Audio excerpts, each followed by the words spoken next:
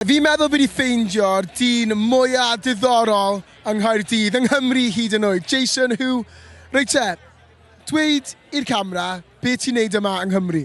Dwi am y tro cyntaf yng Nghymru ers ddoe, a dwi'n mwynhau'r Tafwyl rwan.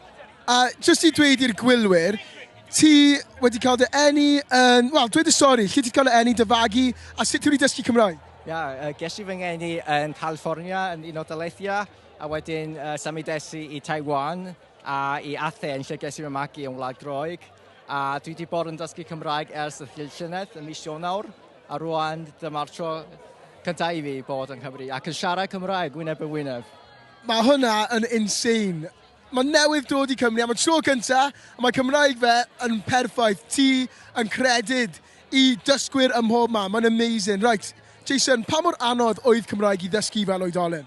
Roedd yn anodd iawn, ond roedd dysgu Cymraeg, y ganolfan dysgu Cymraeg yn leithol yn help fawr i mi. Ro'n i'n gallu cymryd cwrsiau arlein ac yn dilyn nhw o'r Almaen. Wedi bod yn anhygoel. Fantastic. A dweud i'r gwylwyr, faint o ieithoedd wyt ti'n gallu siarad yn rhugl? Rwan dwi'n gallu siarad yn gynnwys Cymraeg 5. Saesneg, Tsieineg, Ffrangeg, Almaeneg a rwan gobeithio Cymraeg. Jason, ti'n anghredadwy. Pleser i cwrdd â ti. Reit, fi off i dysgu iaith newydd, iawn? Come on, Jason.